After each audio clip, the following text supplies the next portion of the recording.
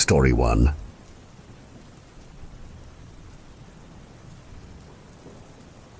The Bavarian forest is a huge forest in southwestern Germany, spreading over 6,000 square kilometers in the state of Baden-Württemberg. If you keep walking, you'll find it merges with another forest called Schumava along the Czech border. This path eventually leads to the Großer Rachel Peak area.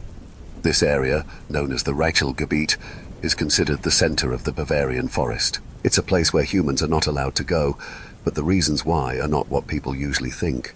A long time ago, much of the Rachelgebiet was part of the Iron Curtain.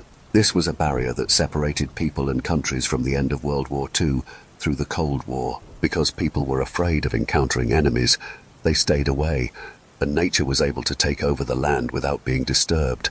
Or at least, that's what people say. Large areas of fallen trees knocked down by storms many years ago still lay where they fell, quietly rotting under the dim light that filters through the thick canopy of leaves. There are no paths, no clearings, no signs of human life. Just an endless forest so dense that you could walk for days without seeing direct sunlight. I'm telling you all this to show how isolated and ancient this part of the world is, and maybe to explain why no one noticed when people started disappearing. Now let me tell you about my job there. I had just been fired from a warehouse logistics job. My temporary boss at the time was a 24-year-old who got the job because of his dad. He was running the place while his father was on vacation. This young boss was short-tempered and arrogant. He was one of those people who think they know everything about running a business because they've read some popular books and follow motivational speakers online. I had warned him that scheduling bulk wine deliveries during the peak season would overwhelm our already full cold storage. We had 300 containers of temperature-sensitive stock with nowhere to go but the hot loading bay, which was around 40 degrees. I explained this with the kind of resigned acceptance you get from watching a disaster unfold in slow motion. The numbers were clear. Our facility could handle maybe 60 containers at most, and that was if we stacked them perfectly. The rest would have to sit out in the hot Queensland sun, slowly turning into very expensive vinegar. But my words seemed to go in one ear and out the other, like all the other warnings from people who actually knew what they were talking about. At 5 o'clock, the workers left, abandoning a ghost town of half-stacked pallets and beeping forklifts that were running low on battery. The first trucks were already lined up outside, with drivers getting impatient in their cabs, holding their paperwork with sweaty hands. By the next morning, it would be a disaster. I remember standing in that empty warehouse, looking up at the mountains of boxes we would somehow have to deal with, and knowing that if I came in tomorrow, I would be blamed by the young boss who probably paid someone else to earn his business degree. So I left my safety vest and company-issued hard hat in my office, dropped my pass and forklift keys into the after-hours post slot, and walked out. I drove home in my old car, with the windows down because the air conditioning had broken 2 summers ago, and I never bothered to fix it. I blocked every number related to that place on my phone, cracked open a beer, and started looking for a new job. That's when I found the job listing for the watchtower position. The job listing was short on details but had many requirements. It was posted by the Brides of Christendom, a religious organization I had heard rumors about. People usually thought that anything more organized than a Sunday church service had to be hiding something. It was clear they had a lot of money from the salary they were offering. 6 figures for what sounded like easy data collection in the middle of nowhere. I would have been suspicious if I wasn't so desperate. If I had been thinking clearly, I might have wondered why they needed someone so far from their usual area. I remembered a situation with a woman named Kirby Leedy a few years back. Everyone knew about it. She had gone to their compound in Walpiri country to do a story on what she called Australia's most dangerous cult. Years later, they found her remains buried in the red dirt. The investigation went nowhere. No evidence, they said. Just circumstantial links that weren't enough to charge anyone. The compound shut down soon after, leaving nothing but empty buildings and unanswered questions in the hot outback sun. But here's the thing. I knew a guy named Mason who had done grocery deliveries to that place for years. He was a straightforward guy, not one to sugarcoat anything. He swore that the women there were nothing but kind. Just trying to live their faith, he said over beers one night. The media got it all wrong. Those ladies wouldn't hurt a fly. Besides, this job wasn't even in Australia. It was halfway across the world in a forest I had never heard of until now. The requirements were very specific. They wanted someone strong, with experience in mountaineering. That made sense, given the location. But then they talked about needing extraordinary attention to detail and the ability to take scientific readings. The listing emphasized, almost defensively, that no science background was necessary. They were more interested in someone with a passion for nature and dedication to environmental preservation. We believe that true understanding of nature comes from devotion rather than education. The posting read, "The right candidate will share our commitment to protecting God's creation through careful observation and documentation." The job was for a 12-month contract, with no possibility of renewal. That seemed strange to me. Usually, these kinds of positions want someone they can train and keep, but they were clear. 1 year, no exceptions. The job involved manning one of their watchtowers alone, taking regular readings they didn't specify. They said they would provide training. Every second weekend, I would meet with a Brides of Christendom representative to hand over my data, which would supposedly help with their environmental conservation efforts. "Your work will contribute to our understanding of natural cycles and help preserve the delicate balance of God's creation," the job listing said. It sounded meaningful but didn't actually say much. It was like reading a horoscope, vague words that could mean anything you wanted them to mean. The idea of being alone didn't bother me. After dealing with the difficult boss at the warehouse, a year with almost no human contact sounded great. They would provide food, a place to stay, and all the equipment I would need. The pay was good enough to set me up nicely afterward. I might even start that ginger beer business I'd been thinking about. I was pretty experienced at hiking and knew many of the major peaks around the world. I even taught a rock climbing class in Croatia in my mid-20s. I took another sip of beer and started filling out the application form. Sometimes it's better to take a chance on something unknown, even if that something is a religious group with a strange past and very specific requirements for watching trees in Germany. After I sent in my application, I didn't hear anything for 2 weeks.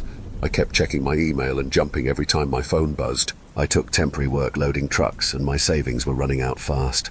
Looking back, they were probably waiting to see how desperate I would become, making sure I was in the right state of mind when they offered me the job.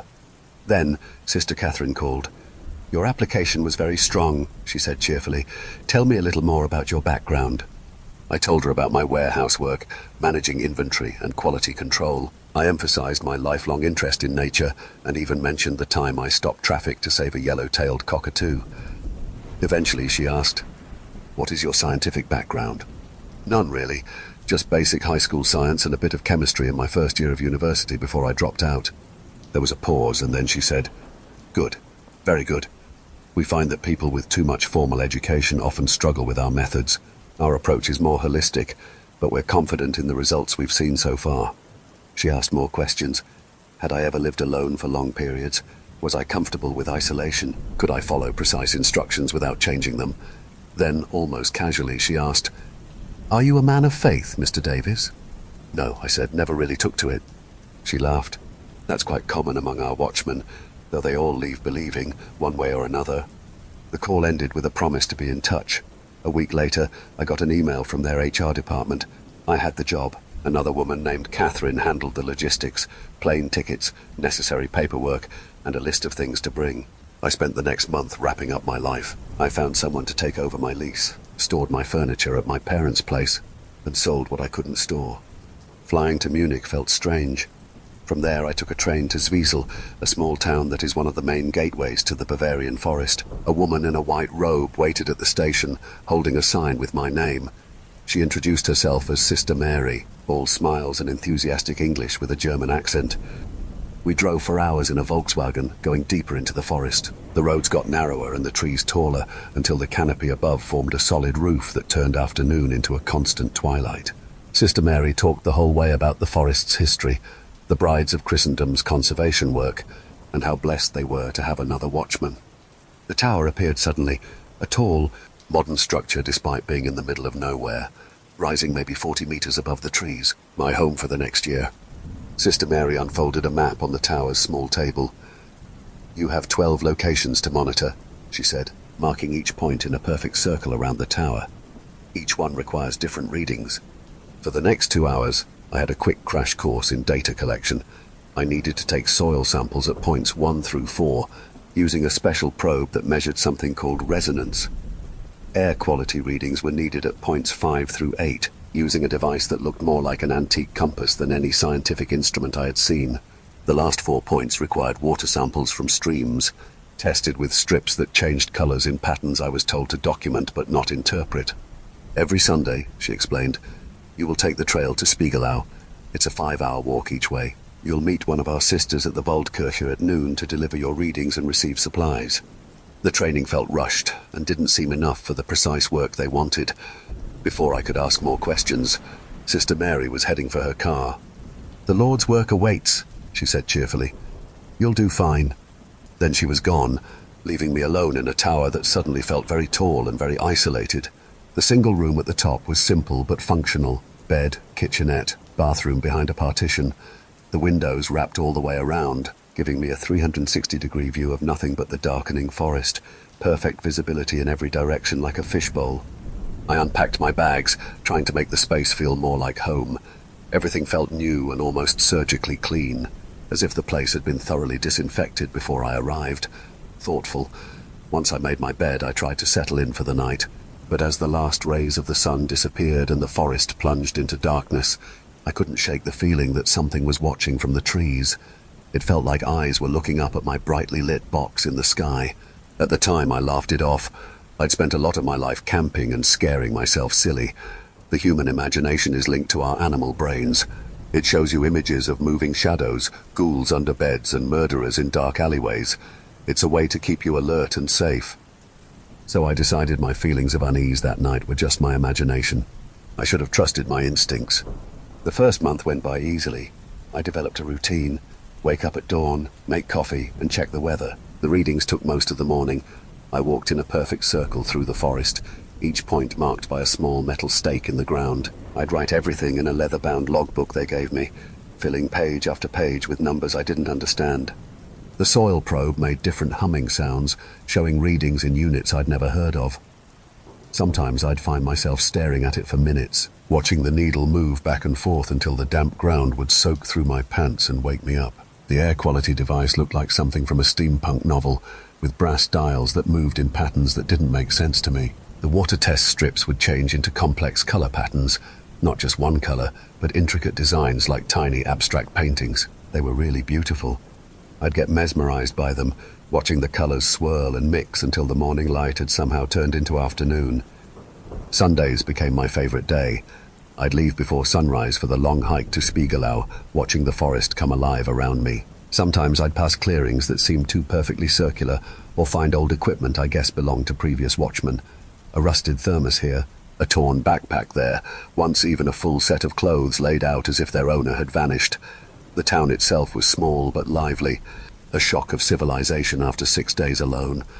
I'd give my readings to whichever sister was there that week, trying not to notice how closely they watched my face and movements before looking at the logbook. Then I'd treat myself to a proper meal at the local guest house, something that wasn't from a can or the tower's tiny freezer. I was 4 weeks in and never wanted to touch Spam again. The restaurant owner never seemed to remember me, though I was one of his regular customers. Maybe all of us watchmen looked the same to him after a while. I tried Googling the devices I used for the readings during these brief moments of internet access, but found nothing like them. Searches for other watchmen's experiences showed nothing. When I casually asked one of the sisters about previous watchmen, she smiled that calm smile they all had and said, "The watchtower is new, and so is your position. There weren't any watchmen before you." They also gave me health checks. These took longer than submitting the readings. The health checks were thorough. They measured my blood pressure, reflexes, muscle tone, and coordination. They'd shine lights in my eyes, test my hearing, and measure my heart rate after simple exercises.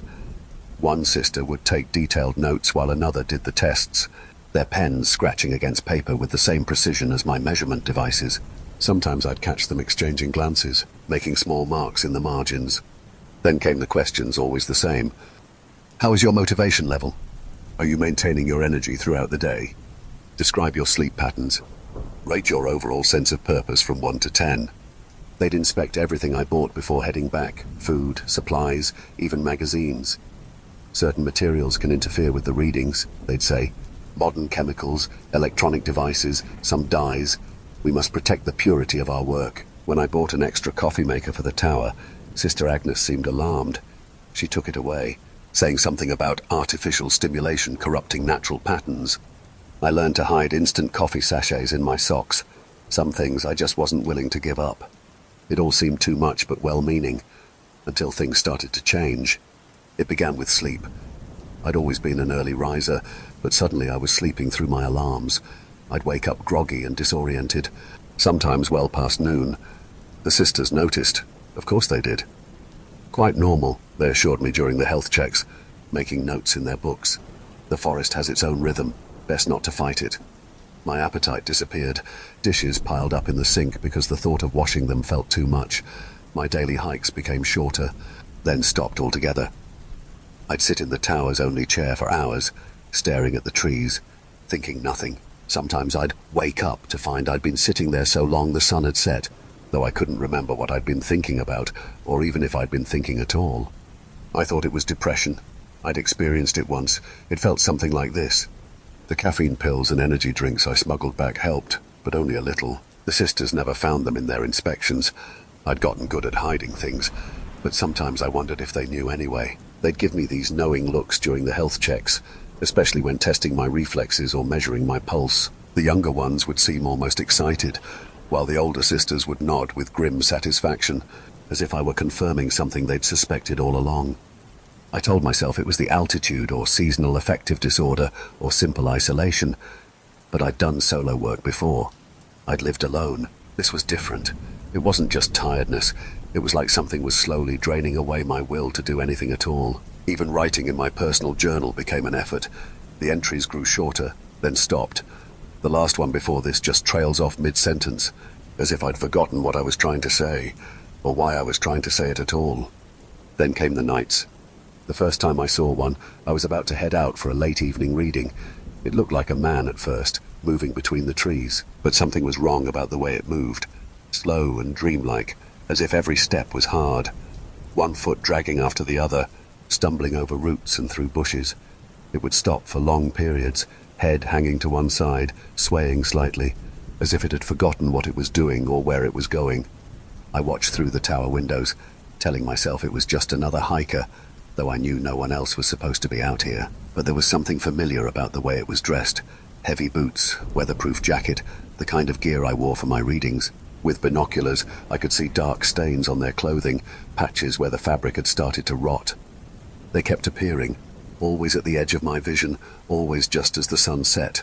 Sometimes alone, sometimes in pairs, just hanging around the tree line. Their movements seemed wrong, like people moving through thick syrup, or a video played at a very slow speed. Sometimes they'd just stop mid-step and stay there, swaying slightly for hours. I know because I watched one once, unable to look away, until dawn started creeping over the trees. As the light touched him, he seemed to stir slightly before shuffling deeper into the forest. I found their traces during my daily readings. Boot prints walking in aimless circles, old equipment scattered about, rusted soil probes, torn backpacks, logbooks so water-damaged the pages had fused together. Once, I found a jacket just like mine draped over a tree branch. The name tag was still readable. Richard K., Tower 4. The fabric crumbled when I touched it. The worst part was the silence. The forest should have been full of night sounds, owls, small animals, wind in the trees. But whenever they appeared, everything went quiet, like the whole forest was holding its breath, or like these wandering figures had somehow drawn all the life and energy from the air itself. I stopped going out after dark. I started checking my locks twice. I tried to tell myself I was just imagining things. Then I heard crackling sounds from under the floorboards. At first I thought I was imagining it, but no, I heard it again. A static noise, then what sounded like a voice. I found a loose board near my bed. Underneath it, wrapped in cloth, was an old walkie-talkie and a pack of fresh batteries. "Hello?" The voice was clear but tired. "New guy, are you there?" I hesitated before replying. My fingers felt clumsy on the talk button, like they forgot how to work. "Who is this?" "Jabari. I'm in Tower 7, about 15 kilometers northeast. I've been here 10 months. His voice had urgency and heaviness, like each word was difficult. "I knew your predecessor, but he just disappeared one day." "Disappeared? What do you mean?" "You're in Tower 6. You won't last long either. They never do." I didn't understand him, but his words still scared me. "He left all his stuff," Jabari continued, like talking to himself. "Even his readings. I think I saw him last week, wandering near my tower. He couldn't," he trailed off. My heart was pounding, and holding the walkie-talkie was already making my arm tired. We're not supposed to contact other watchmen. No kidding. A dry laugh, then a long pause. So long I thought he had fallen asleep. Finally he said, "But there are things in this forest they don't tell us about. Things you've probably started to notice. Share your readings with me. I've got a theory." "This could be a test," I interrupted, "from the sisters." He laughed again, harder this time. "Fine. But when you start to see them, really see them, and you start to suspect what I suspect, I'm here until the end of September. I'll keep my walkie close." His voice got lower. "If I'm still here." The transmission ended. I sat there in the dark, staring at the device, trying to convince myself I'd imagined it all. Outside, the forest was quiet again, and in the distance, barely visible in the moonlight, a figure in a weatherproof jacket stood still between the trees, head tilted at an odd angle, as if it had forgotten where it was going, or what it once was. It's wild how fiercely your mind tries to make sense of things, even when every instinct is screaming that something's wrong. I clung to denial, desperate to believe that ignoring the signs might somehow make them go away.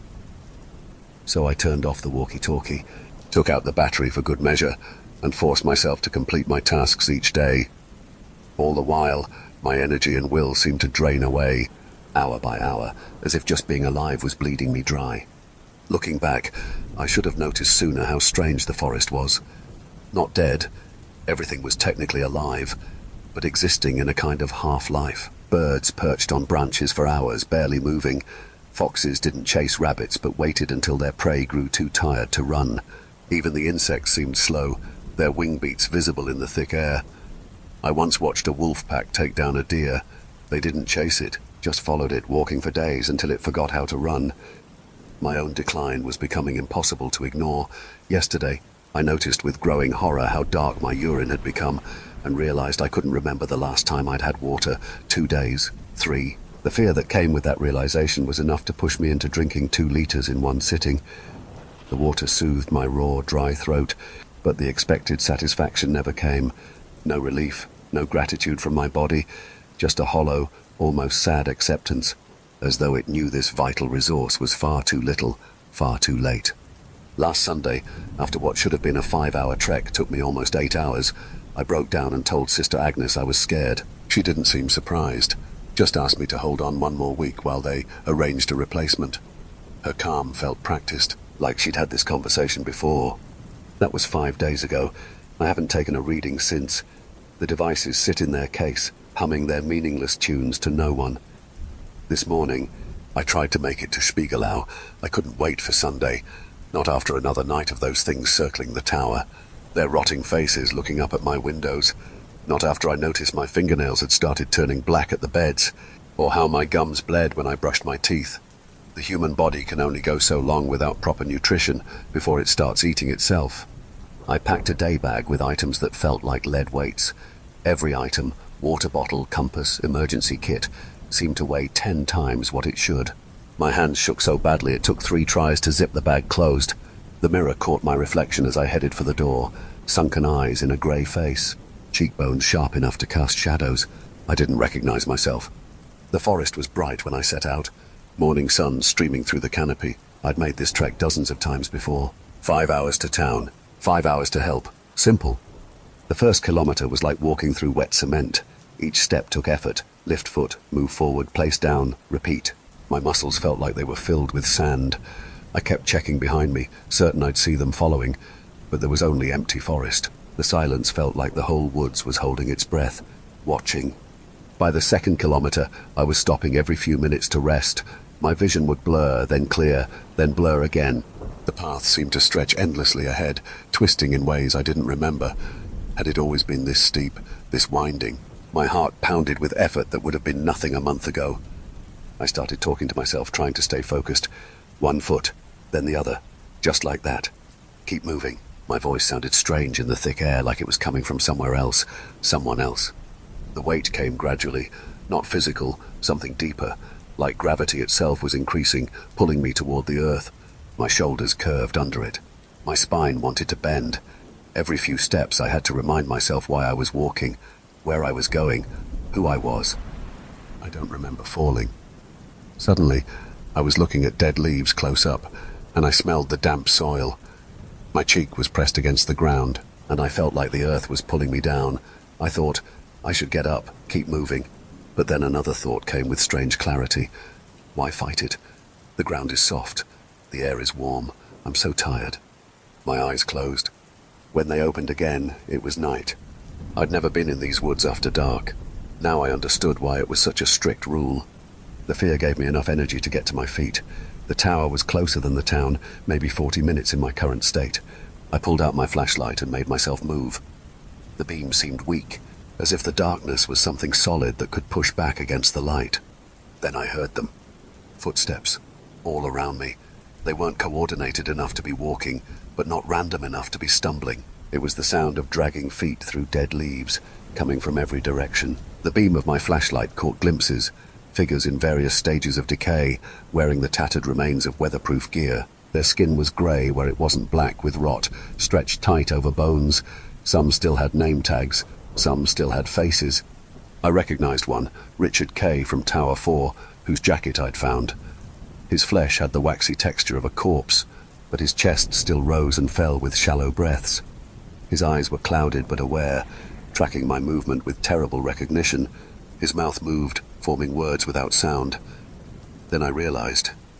He was warning me. They all were. Their mouths moved in silent unison. Run. I ran. Somehow, each step felt like moving through thick air, but fear is a powerful motivator. Behind me they followed. Not chasing. They couldn't move fast enough for that.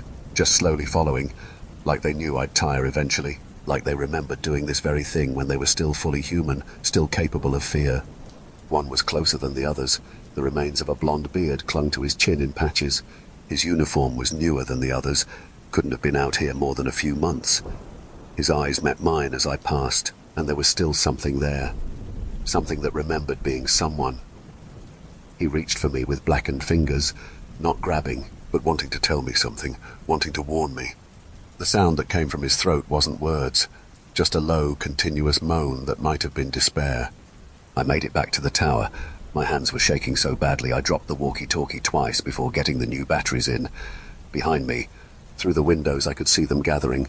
Some stood perfectly still, faces upturned to my light. Others swayed gently, like seaweed in a current. A few simply sat where they stopped, as if they'd forgotten how to stand. Jabari, please. Static. Then, here. His voice was barely a whisper. Bad night? What is happening here? A long pause, just breathing. Then, should tell you. Truth, I lied. On application. Have PhD. Biochemistry. Knew they didn't want. Scientists, but needed job. The readings, not real. All of it. Each sentence seemed to cost him enormous effort. Soil resonance. Meaningless term. Air quality devices. Just pretty toys. Water test patterns, random. Found old records, in floorboards, letters, notes from previous watchmen. His breathing was getting worse. 8 generations, 8 towers, always moving, getting closer together. Triangulating. Triangulating what? The source. Why we're all like this. A wet cough. They're measuring us, not the forest. Instruments are distractions. Our dying bodies are the true reading. How fast we fade. How quickly we join them. The quicker we fade, the closer they are to finding it. Through the static I heard papers rustling. Wrote it all down. Proper analysis. Soil probe makes random noises. Air quality meter just runs on clockwork. No actual sensors. But us, they measure everything. Weight loss, cognitive decline, energy depletion. The sound of something heavy falling. Jabari cursing weakly. Pattern in tower movements. Over decades. They take them down. Rebuild. With every missing watchman. Spiraling inward. Getting closer to. Finding what they're looking for. Watchmen in Tower 2. Last barely a week before they fade. A sound from outside made me jump. I stood and peeked through the window. The watchmen were walking away now, disappearing into the forest. Like they'd given up. Or knew it was too late for me. I tried to believe it was the first one. Have to tell you. Jabari's voice was fading. Overheard sisters talking. One word. Belphegor. Do you know who that is? It's not good. The name hit me like ice water. Catholic school lessons from years ago. Sister Mary Catherine's stern voice.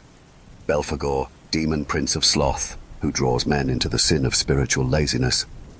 Jabari, listen. We need to get out. Meet halfway. Help each other. Too late for me.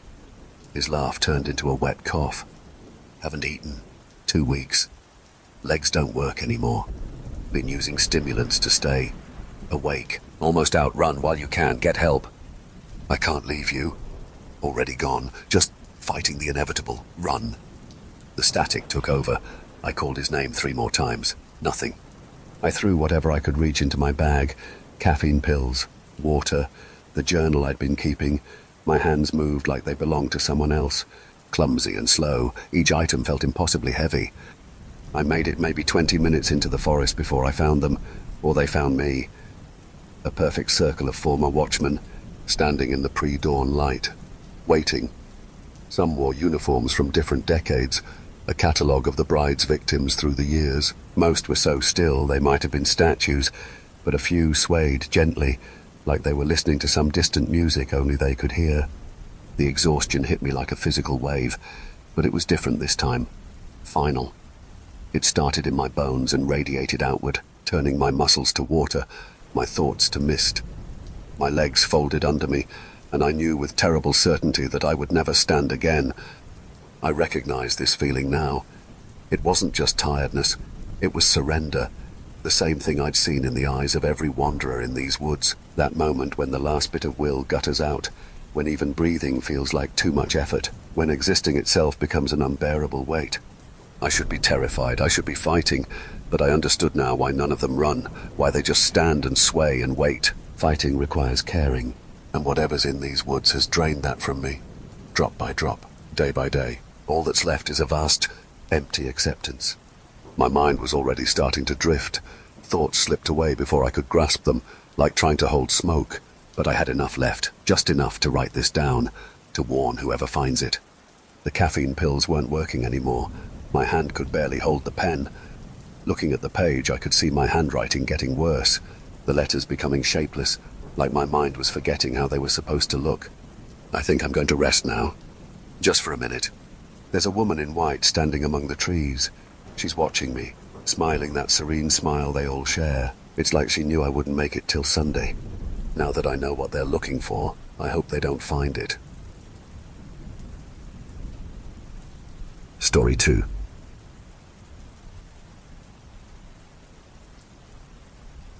The first time I saw the Bluefin Diner, it looked like the kind of place you'd find in the middle of nowhere.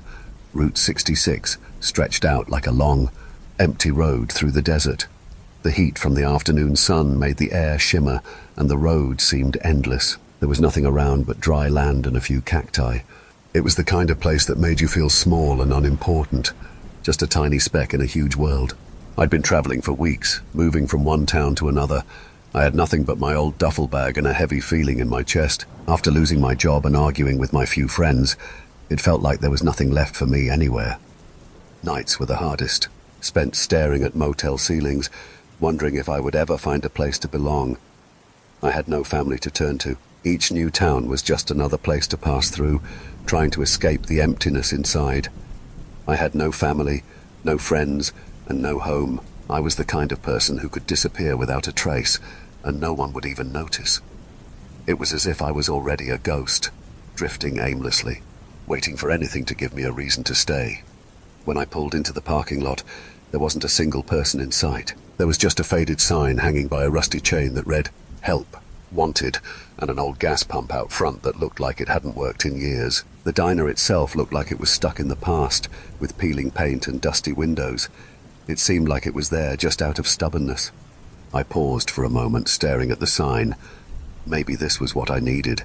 I had nowhere else to go, no direction, just a need for a place to belong, even if only for a few nights.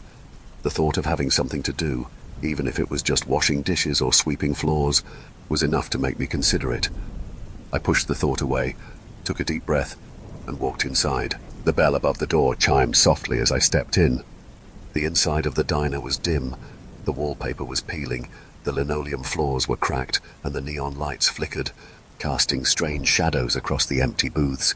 The air smelled of grease and old coffee, a mix that clung to my senses and made my stomach turn slightly. A single man stood behind the counter. His face was lined and weathered, with hollow eyes that seemed to look right through me. He was the owner, though he never told me his name. I hesitated for a moment before walking to a booth in the corner. I slid into the cracked vinyl seat, the material sticking to my skin as I settled in. The owner watched me, his expression unreadable, his hollow eyes following my every move as if sizing me up. After a moment, he shuffled over, holding a notepad. "What'll it be?" he asked, his voice gruff and uninterested in small talk. I looked at the faded menu on the table. The pages were yellowed with age and stained with coffee rings. There wasn't much to choose from, and everything looked like it had been there since the place first opened. "Just a coffee, please," I replied, offering a small smile, though I doubted it would make any difference. He nodded and turned away without a word. I watched as he moved behind the counter. The sound of the coffee machine broke the silence. It felt strange, almost unreal, sitting there in the empty diner. The hum of the old refrigerator was the only other noise. The neon sign outside flickered, casting brief flashes of red and blue across the room, adding to the sense of unease that seemed to fill the place. He came back a moment later and set a chipped mug in front of me. I wrapped my hands around it, enjoying the warmth. Even if the coffee tasted burnt and bitter, it was something real, something to hold on to in the quiet diner.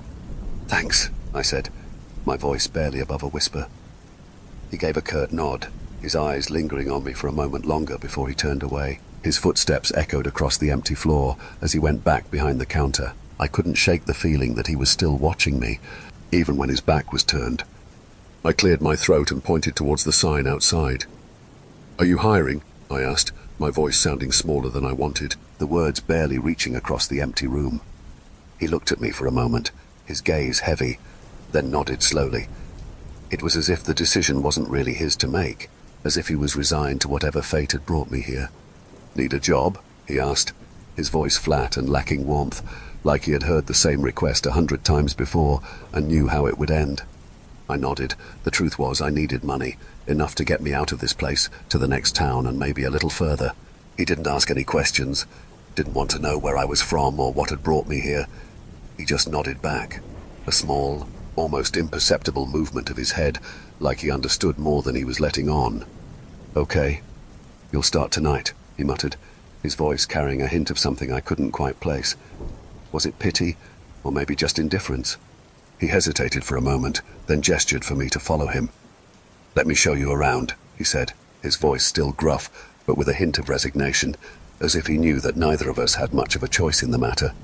I got up from the booth, the seat creaking as I stood, and followed him through the diner. He moved slowly, pointing out the essentials with a practiced efficiency, his voice a monotonous drone as he spoke. "The counter, where you'll be serving. Coffee machine, temperamental, but it works if you treat it right. Kitchen's back here," he said, pushing open the swinging door to reveal a grimy room filled with old pots and pans. His words were short, like he was just going through the motions. He showed me the storage room, the restrooms, and even the back exit. His explanations were brief and to the point. There was no warmth in his words, no attempt to make me feel welcome. Just the basics, like he'd done this before, like he knew I wouldn't be here long. After a while, he turned back to the front and paused by the door. "That's about it. Good luck, kid," he said, his hollow eyes meeting mine for a brief moment. There was something in his gaze, something unsaid, but before I could figure it out, he grabbed his coat from behind the counter and walked out, the door closing with a jingle of the bell. I watched him disappear into the night. Something about the way he'd said those words made my skin prickle. There was an emptiness in the diner now, a void that seemed to grow in his absence. But I ignored it. I needed this. I needed something to keep me grounded, even if it was just for a little while.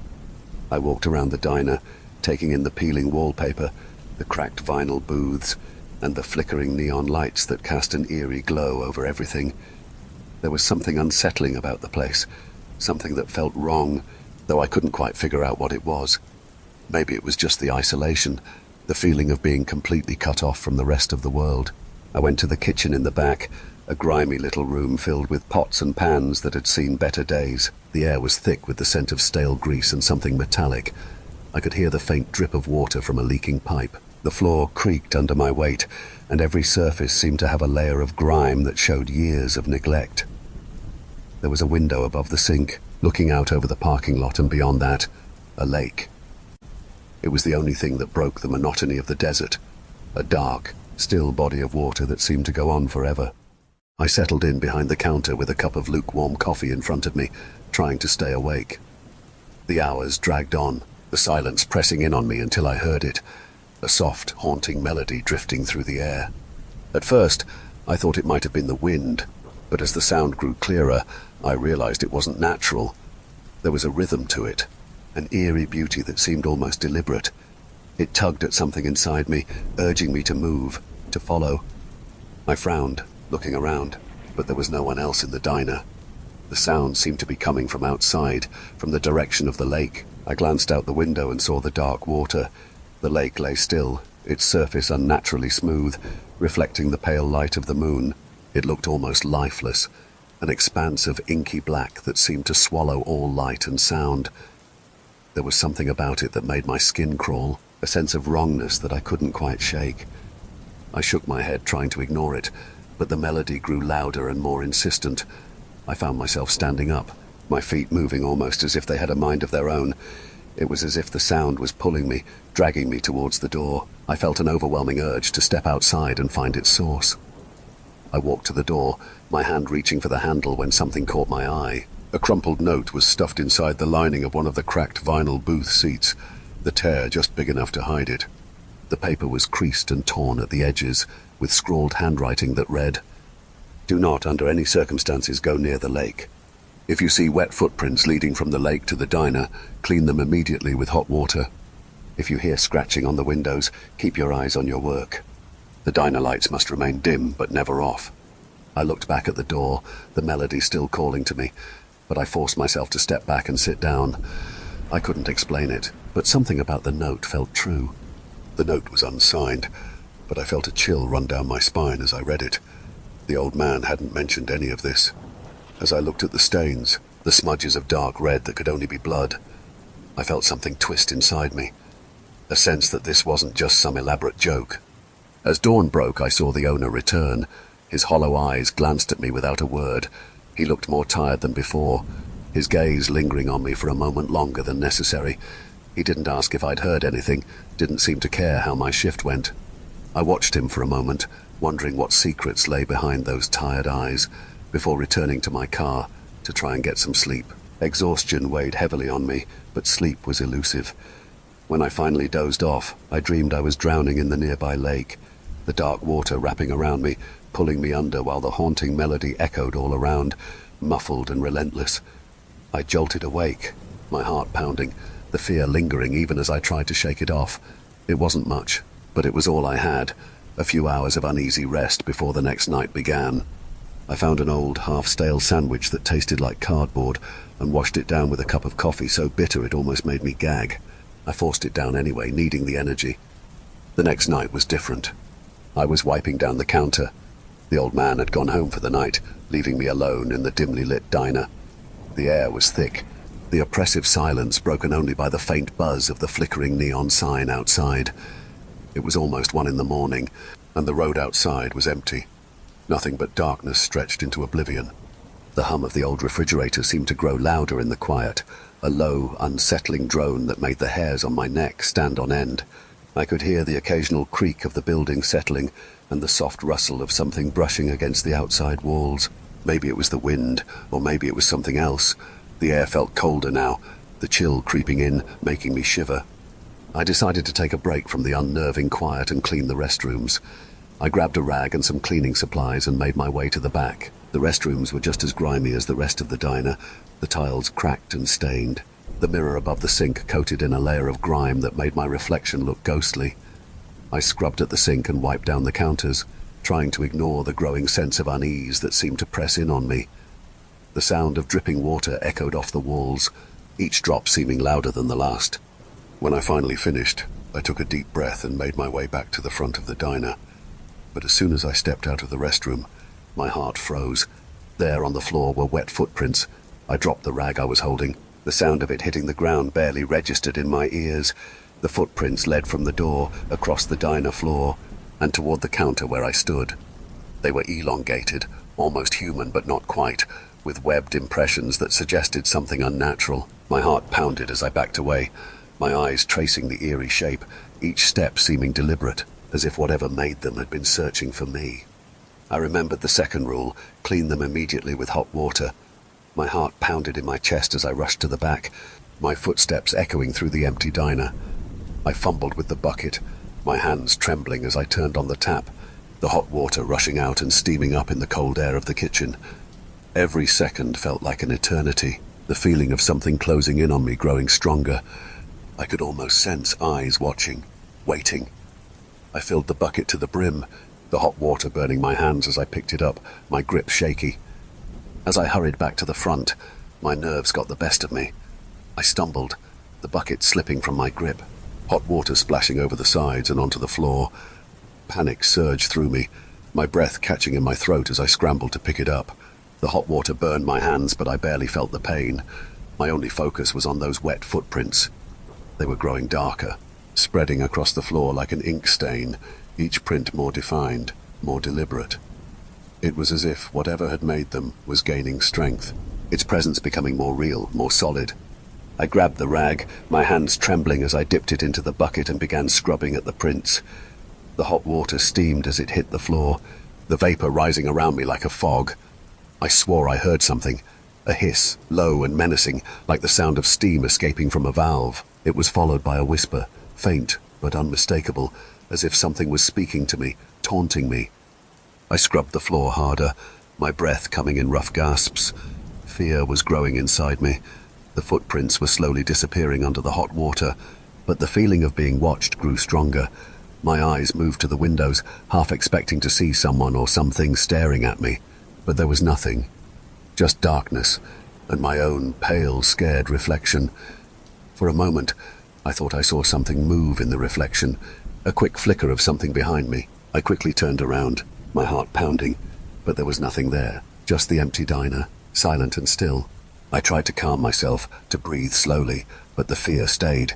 It was like the darkness was alive, pressing in on me, waiting for me to make a mistake. When I finished cleaning, the diner felt colder. The air was heavy, and the silence was loud. I put the bucket down, my hands burning and aching, and stepped back to look at the floor. The footprints were gone, but the uneasy feeling stayed, making it hard to breathe. Something was very wrong here, and I knew this wasn't the last strange thing I would see. Again, I glanced at the windows, half expecting to see something staring at me, but there was nothing, only darkness and my own scared reflection. I thought I saw movement in the reflection again, but when I turned around, nothing was there. I forced myself to breathe slowly, to calm down, but the fear was still there. When the owner came in to start his shift, I told him about the strange things happening, the footprints, the whispers, the movement in the reflection. He listened, but his face looked almost bored, his eyes tired and empty. After I finished talking, he sighed and shook his head.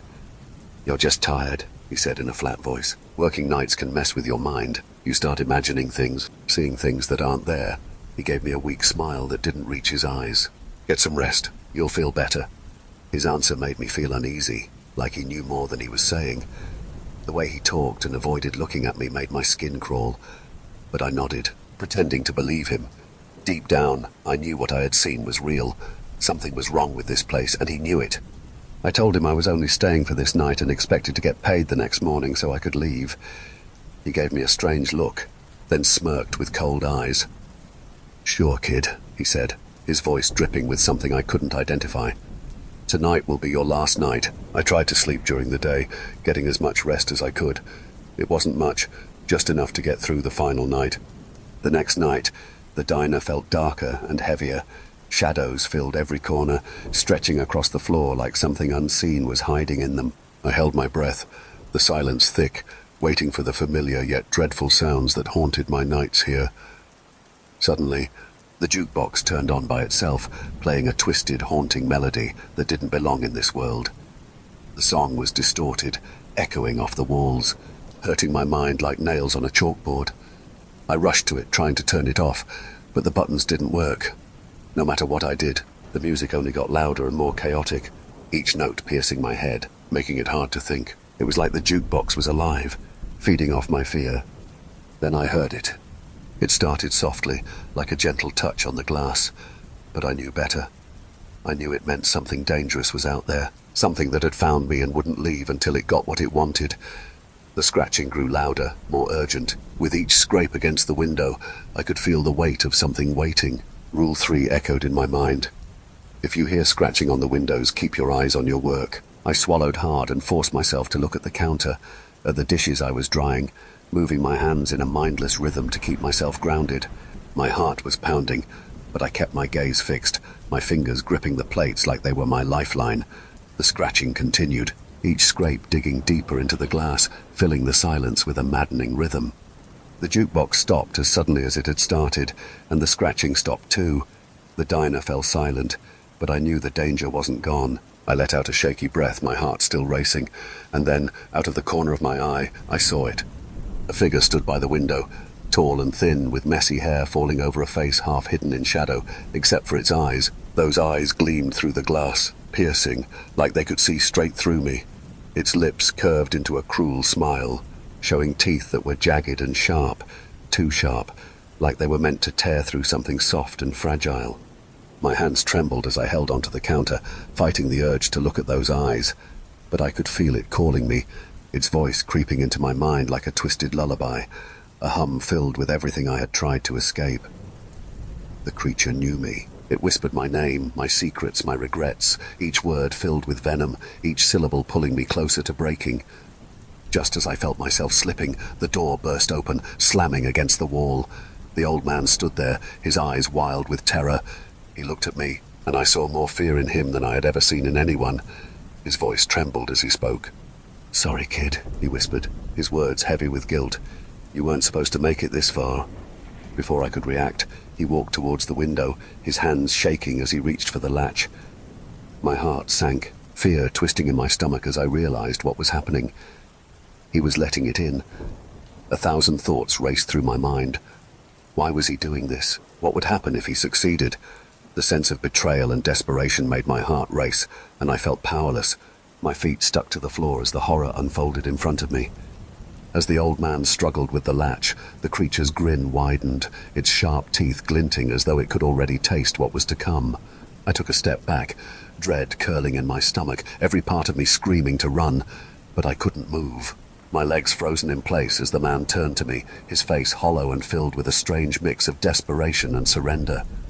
"I didn't want this," he murmured, his voice barely a whisper, as if trying to convince himself more than me. "But I had no choice. It keeps her satisfied and it keeps me safe." He swallowed hard, his voice dropping to a ragged whisper. "But it's never enough." His words hit me like a wave of horror. I was just one more sacrifice, brought here to save his miserable life. The disgust was overwhelming, but there was no time to think. Behind him, the creature's fingers curled over the window frame, long and dripping with a dark, murky substance that trailed down the glass like ink. A rush of panic hit me. I had to stop him, to prevent whatever horror was trying to get into the diner. Desperate, I ran at the old man, my body crashing into his as I tried to stop him from opening the window.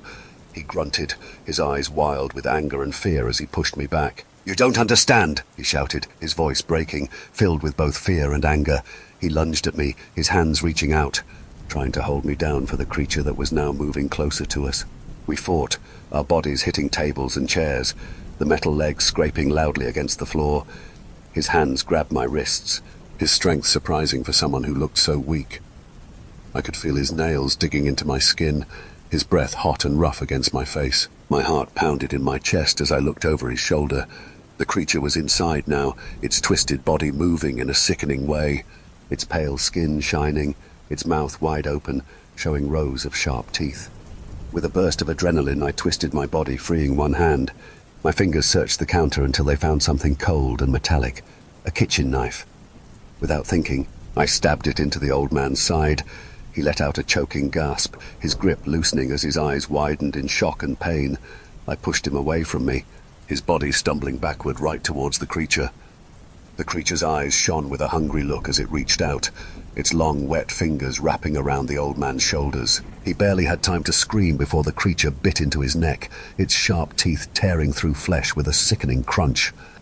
His body went stiff, his eyes wide with terror as the creature dragged him down, its teeth still in his neck.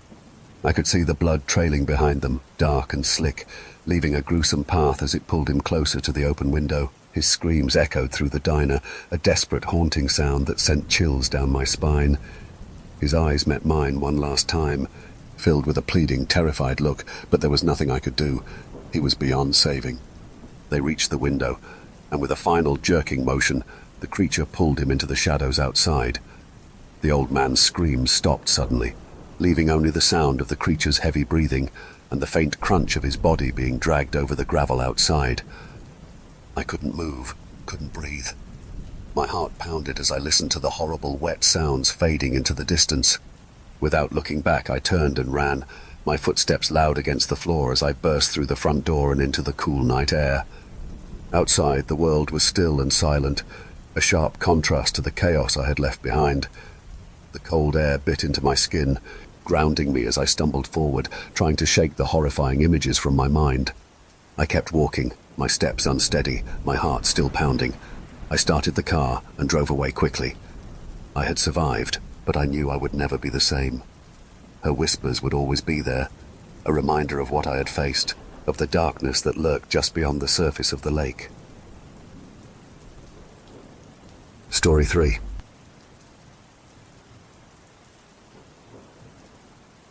Hi everyone, I'll try to make this quick, but I'm really shaken up and feel like I'm in big trouble. My name is Maya, I'm 28 years old, and I've been working at my company since I was 20. I've done a few different jobs there, but for the last 5 years, I've been in my current position. Our company is pretty normal, local, but with a few locations in our state, and about 100 employees at each place. We sell products to bigger companies. My boss for the past 5 years has been a guy I'll call Lance. Lance is around 40, and until recently, I never had any issues with him. He was always fair and kind, and mostly left us alone as long as we did our jobs. Lance is a bit of a loner. He's never married, has no kids, and his parents live far away. I don't know if he has any siblings, but if he does, he's not in touch with them. He lives really close to our company, in an apartment complex less than a mile away. Everyone knows this because his parking spot is right by the road, and we've seen his car there. Lance confirmed that's where he lives. He doesn't talk about his personal life much.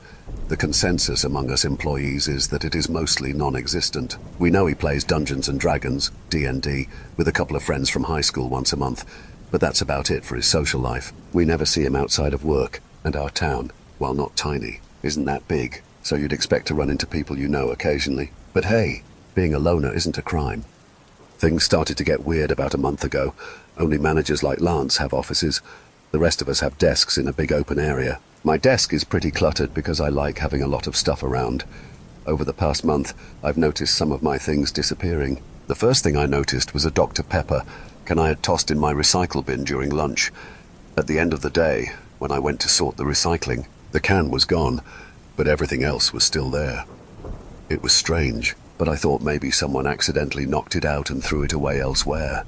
A few days later, I realized a nearly empty tube of chapstick had disappeared from my desk. I had a new one in my drawer, but didn't want to use it until the old one was finished. I searched everywhere, asked my co-worker if he had seen anything, but he said no. Little things kept vanishing, a sticky note with client info, a sticker from another department. Then, last Friday, I came back from the bathroom and found Lance on his hands and knees under my desk. He got up quickly and handed me my purse. He said, "Sorry, Maya. You know how clumsy I am. Kyle is doing a system-wide update and all computers in this block needed to be restarted ASAP. Since you were away, I sat at your desk to restart your computer and accidentally knocked your purse over. I picked up your wallet and a few things but didn't look at them." He gestured to my computer. "As you can see, I didn't even restart your computer." He laughed awkwardly, and so did I. His story seemed believable, so I restarted my computer and Lance walked away. While my computer rebooted, I checked under my desk to see if anything had fallen out of my purse that Lance might have missed. I didn't find anything. Then I looked inside my purse and found my wallet, a tube of lip gloss, and a small bottle of hand sanitizer on top. I moved those items aside and looked through the rest of the contents.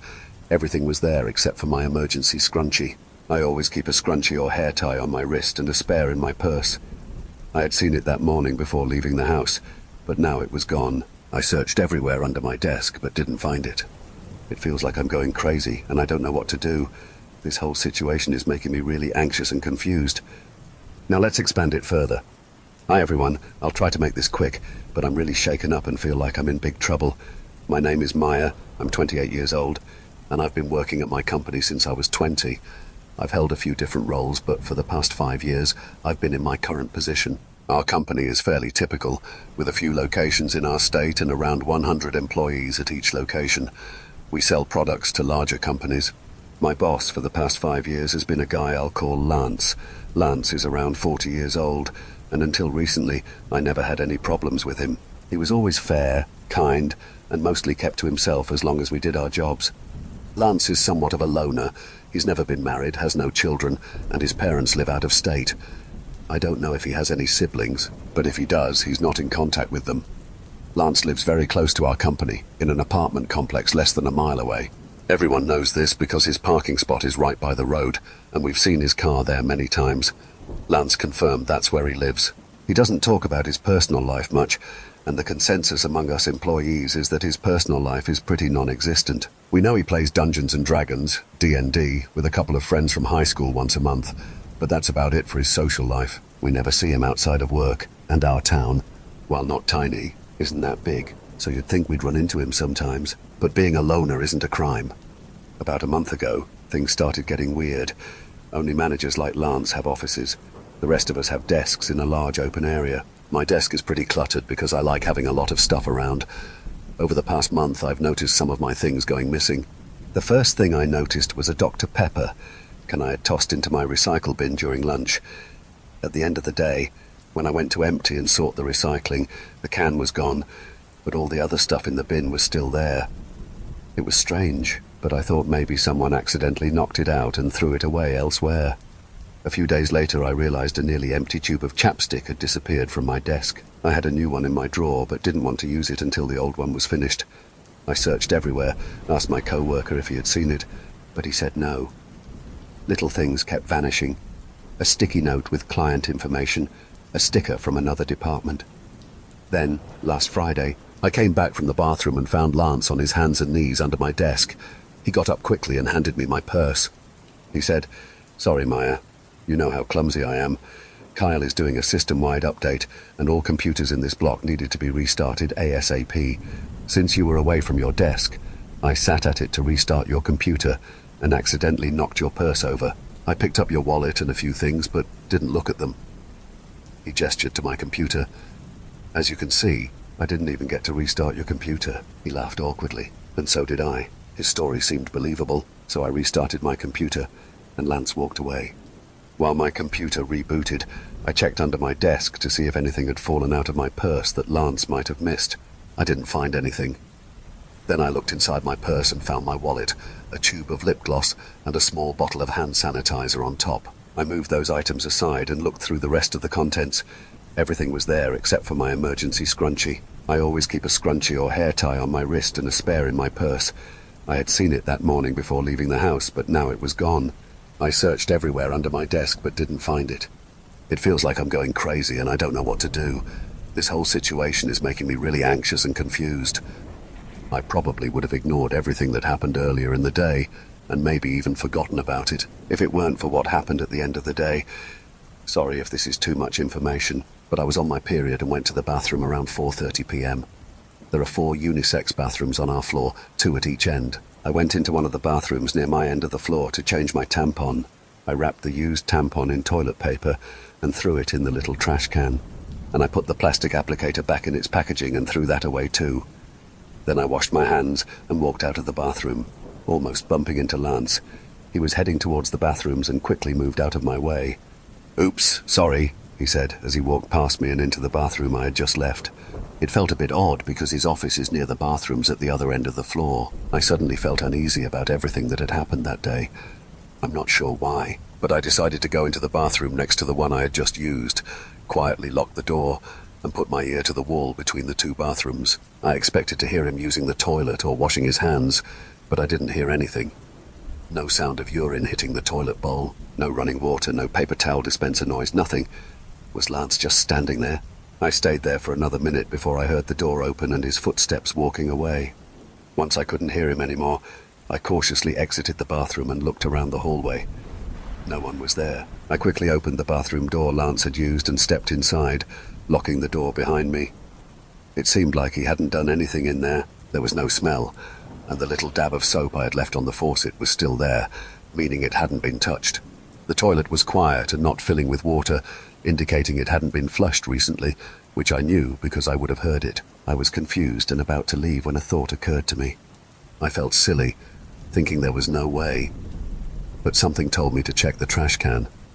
I did, and there was nothing inside except for a few old, crumpled tissues that had been there before. The tampon and tissue I had wrapped it in, as well as the applicator and its packaging, were gone. I felt instantly sick and wondered if I was going to throw up. I couldn't think of a reason for this. I even checked my watch, hoping I had lost track of time or something, but it was still not even 4:40 p.m. I started shaking, unsure of what to do. In a daze, I walked back towards my desk, but then stopped and headed for Lance's office. I wasn't planning to confront him, and I'm not sure what I was going to do, but I got lucky. Lance's office door was slightly open, and I stood outside the office listening. He was on the phone. "Yeah, thanks, Mike," I heard him say. "Yeah, I'm leaving tonight. I'll be back Monday night, but the package should come tomorrow. I think they'll text me when it arrives, but if you swing by after your shift around 5 p.m, it should be there. It's just my new dice kit, so nothing perishable, but expensive enough that I don't want it sitting in the hallway. Just use the code to open the door and set it right inside the door." The reply on the other end was inaudible, but then Lance lowered his voice and said, "0404. Bingo. I walked away from his office already knowing what I was going to do. I waited until close to 7 p.m. on Saturday night. I wanted to make sure his friend Mike had come and gone by the time I got there. I knew which unit was his based on the parking spot right by the road that I had passed many times. I parked across the street in a strip mall parking lot and quickly jogged over to the complex. His car was in the spot, marked 2TU79. The complex is like a motel, with all the front doors opening to the outside. I looked around and didn't see any central security cameras, so I figured even if there were some, no one would suspect anything because I would just be walking up to a unit, inputting the code, and walking in. My stomach was in knots, both because of what I was about to do and why I was doing it, and because of what I might find. I was dressed in all black, with my hair in a tight bun so no strands would come loose, which turned out to be unnecessary, and I didn't wear a hood or mask because I didn't want to look suspicious. I walked up the steps to the second floor and followed the numbers to the back of the building where his unit was. There was no package in front of his door. I looked around for a security camera or Ring doorbell but saw nothing. I took a deep breath, put in the code on the keypad next to the door, and when I heard the lock click, tried the handle. I was almost shocked when it actually opened. I froze for a moment, then quickly entered the apartment and shut the door behind me. I stood in silence, scanning the dark rooms with my eyes. It didn't seem like anyone was home, but I had to be sure. "Hello?"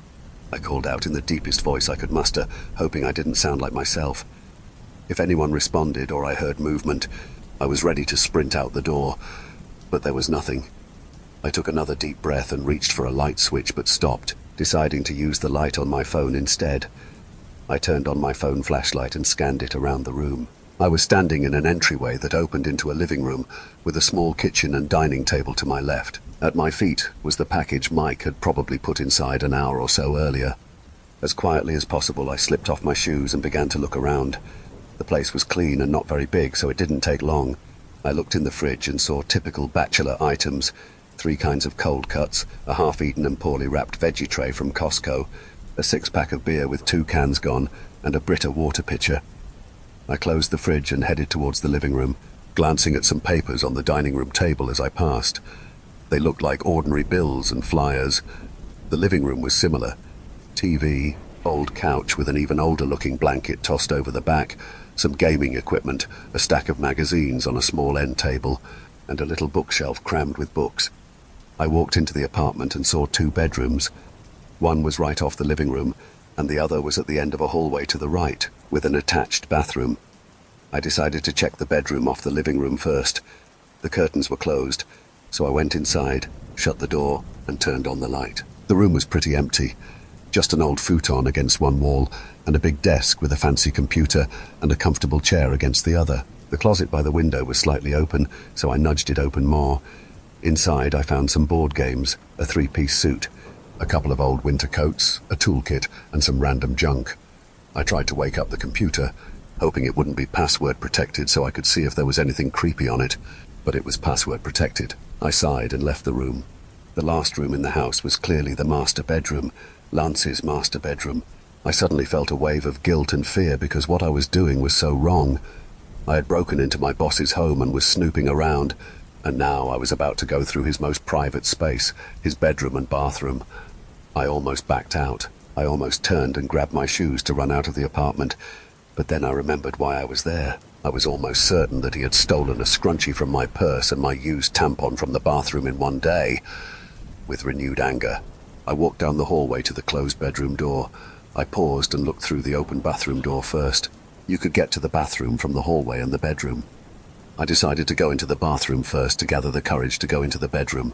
The bathroom was very ordinary. There was a toothbrush and toothpaste on the counter, a comb and nail clippers in the drawer, some medications, and a stick of deodorant in the medicine cabinet above the toilet.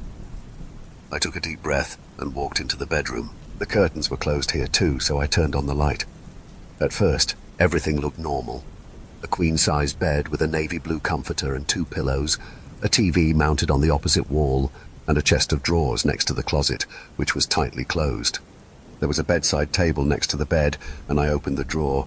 Inside, I found a tube of Carmex, an issue of The Economist, a granola bar, and 2 old condoms. It looked like there might be another magazine under The Economist, so I picked it up and laughed when I saw a Playboy magazine underneath. Who still uses magazines for that? I thought to myself as I picked up the Playboy to see how old it was. But I never checked the date because when I picked up the magazine, something fell out of it. When I stooped to pick it up, my blood ran cold. It was a centerfold spread from the magazine. A woman with a gorgeous body lying naked on a beach. I didn't know what her face looked like because it had been cut out and replaced with a picture of mine. I gasped and dropped the page, then immediately picked it up again and stared at it in dismay. The picture was one from my Facebook page, just a normal picture, but he had printed it out, cut it out, and pasted it over the naked model. My hands were shaking as I flipped through the rest of the magazine, but fortunately, I didn't find anything else like that. I hated to do it, but I put the page back in the magazine, and put the magazine back in the drawer with the other magazine on top of it. I stood for a moment with my hands on my knees, fighting the urge to vomit. Now I knew I hadn't come here for nothing. My suspicion had been correct, and I had no idea what to do next. I decided I had to document it, but I wasn't going to post it online because it would reveal my identity and prove I had broken in. I took the magazine back out and took pictures and videos of it, as I did with everything else I found a few moments later. Once I put the bedside table back together, I looked around the room more thoroughly and frantically. I looked under the bed, in the drawers, and behind the bedside table. Nothing. It was like I knew where everything would be and was putting off looking for it. I forced myself to go to the closet and took a deep breath before flinging the double doors open. I was surprised to see just clothes hanging on their hangers, as normal as could be. But I wasn't fooled. I plunged my hands into the clothes, feeling for the wall behind them, and almost immediately my hands hit a shelf just behind the clothes. I grabbed the hangers in the middle of the closet and shoved them to the sides, and there it all was. A small bookshelf with 3 shelves that came up to about my chest height had been shoved against the wall, and everything on it was mine. The lowest shelf was almost entirely papers from work. Sticky notes with random information scribbled on them, a couple of logic problem sheets I had printed out and done when I was bored, a magazine that one of our distributors sends me once a month, all of which I had eventually tossed in my recycle bin. There was also one of my pens laying on top of the papers, all of which had been smoothed out as much as possible. The second shelf had the Dr. Pepper can that had disappeared from my recycle bin, as well as a very dried-up peel from a clementine I had eaten who knows when, a napkin with a smear of lip gloss and red chili oil from some lunch I ate at some point, and the most disturbing thing on this shelf, in my opinion, a rather large wad of chewed gum. It was all different colours, clearly collected out of my trash bin over a long period, rolled into a multicoloured, faintly sweet-smelling ball. But the top shelf was the worst by far.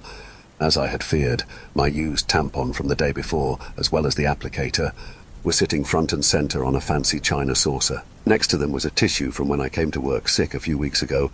My snot was bright green, which I guess he had noticed because the tissue that I had crumpled up and thrown in the trash had been pried open as best as one could and put on display. The dried mucus on it was still that sickly greenish yellow and was hard and crusty to the touch.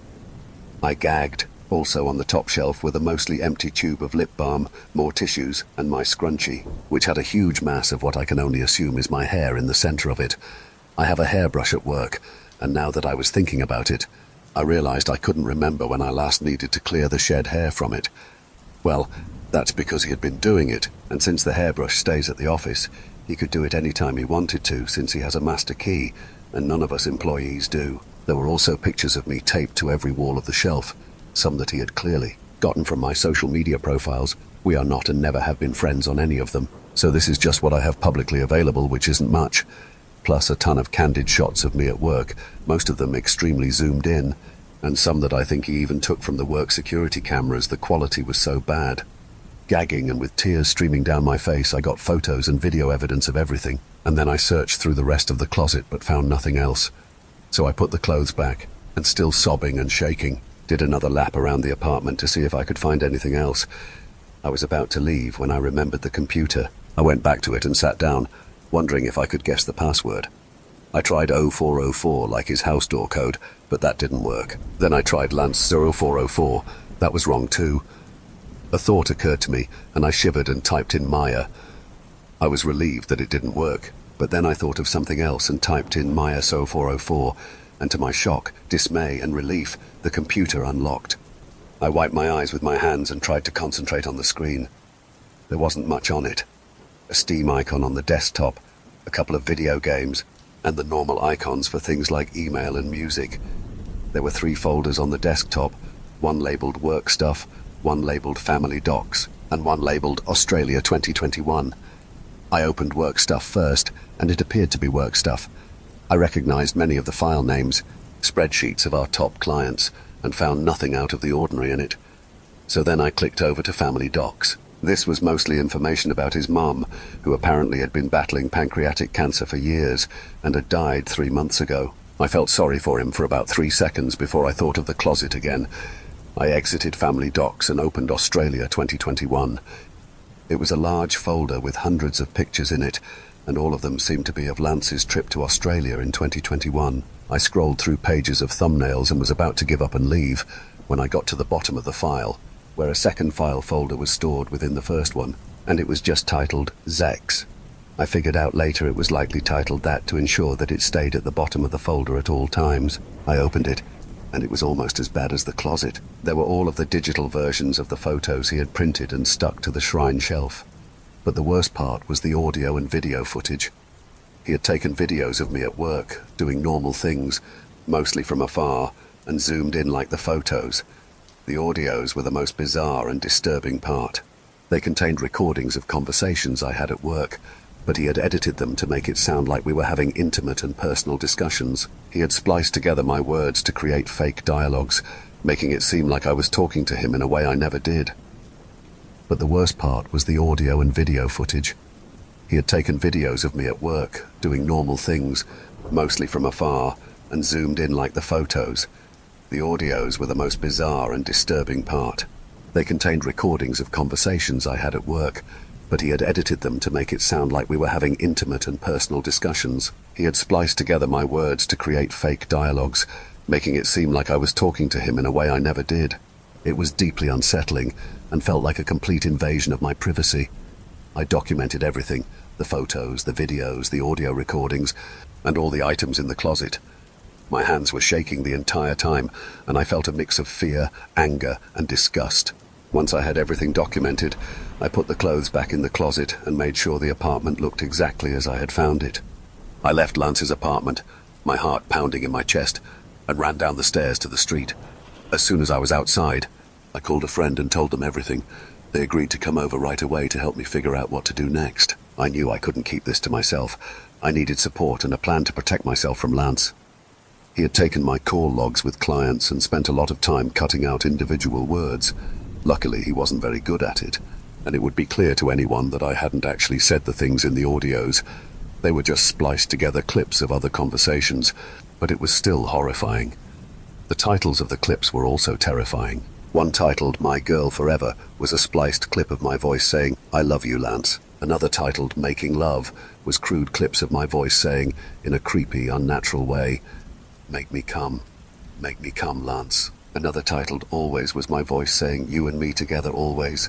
I almost called the police right then and there, but I didn't, and that's why I'm asking for your advice. I broke into his house. I'm not a cop, so my probable cause doesn't count for anything. Does it? Wouldn't what I found not be admissible in court because I broke in to obtain it? I'm wondering if I should anonymously send my photo and video evidence of all his insanity to the police. Obviously, he's stalking me. Sort of. From what I can tell, he hasn't followed me anywhere, but he's clearly obsessed with me, like Joe Goldberg from You. I know what he's doing is illegal on some level, but is what I did more illegal? After documenting everything in the album, I closed everything on the computer, made sure I left everything in the apartment as I found it, and snuck back out, locking the door behind me. As soon as I got to my car across the street, I threw up on the ground. I couldn't believe what I had found. I knew it was going to be bad, given that him stealing my used tampon is what led me to investigate in the first place, but I never could have imagined the level of obsession he was at. He acts so normal towards me in person. The one thing I noticed is that his obsession with me seems to have started around the time his mum died, which I guess makes sense. I know things like that can be a trigger, though I don't know why he focused on me. But even in the last 3 months, aside from last Friday, his behavior towards me hadn't been weird or different at all, which is terrifying. Anyway, I just don't know what to do, and I really need some advice. I've called out every day this week because I can't imagine seeing him, but I can't call out forever. I have to deal with this somehow, so please help me. Thank you so much in advance.